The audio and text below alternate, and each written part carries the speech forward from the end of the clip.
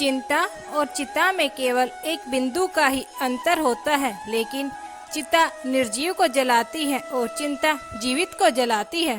भगवान श्री कृष्ण ने हजारों वर्ष पहले गीता में उपदेश दिया था, लेकिन वह आज भी उतना ही सार्थक है जितना कि वह हजारों साल पहले मनुष्य के जीवन के लिए सार्थक साबित हुआ था।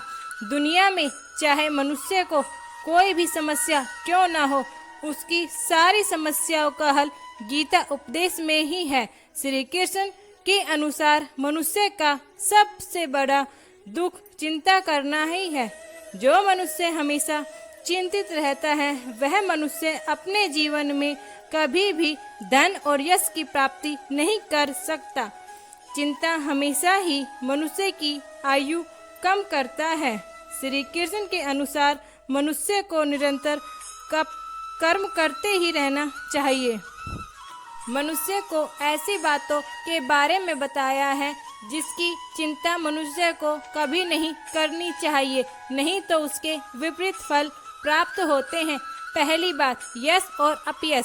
श्री कृष्ण कहते हैं मनुष्य की सबसे बड़ी चिंता उसका यश और अपयश होती है। उसे संपूर्ण जीवन में मात्र यश प्राप्त करने की इच्छा होती है, लेकिन उसे यह नहीं पता होता है उसे जीवन में कितना यश मिलेगा और कितना अपयश, वह तो स्वयं विधाता ही तय करते हैं। भगवान श्री राम को भी पृथ्वी पर जन्म लेकर वनवास भोगना पड़ा था, इसलिए मनुष्य को समय के अनुसार मान अपमान भी सहन करना पड़ता है।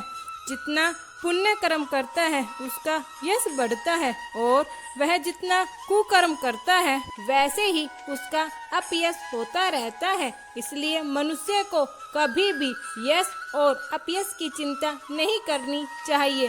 दूसरी बात, श्री कृष्ण कहते हैं कि मनुष्य को सबसे बड़ी चिंता उसका दुख होता है। दुख से ही मनुष्य हमेशा चिंतित रहता है।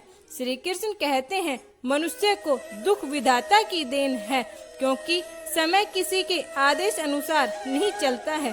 कभी मनुष्य को सुख मिलता है तो कभी दुख मिलता है। मनुष्य को अपने जीवन में दुख के बारे में कभी भी चिंतित नहीं रहना चाहिए, क्योंकि दुख की घड़ी कुछ समय के लिए ही होती है, उसके बाद सुख की प्राप्ति होती है।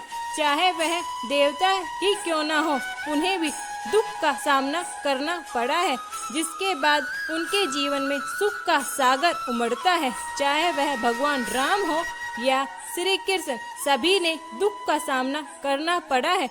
तीसरी बात, मृत्यु। श्री कृष्ण कहते हैं मृत्यु सबसे बड़ा सच है जिसकी चिंता सभी मनुष्य को होती है। मनुष्य इसी चिंता में रहता है कहीं उसकी मृत्यु जल्दी ना हो जाए। यह चिंता उसे जीवन में के शुरू होने से और जीवन के अंतिम समय तक रहती है। श्री कृष्ण के अनुसार जन्म और मरण मात्र भगवान के हाथ में होता है। जिस समय मनुष्य को जन्म मिलता है उसी समय उसकी मृत्यु का जन्म भी तय हो जाता है।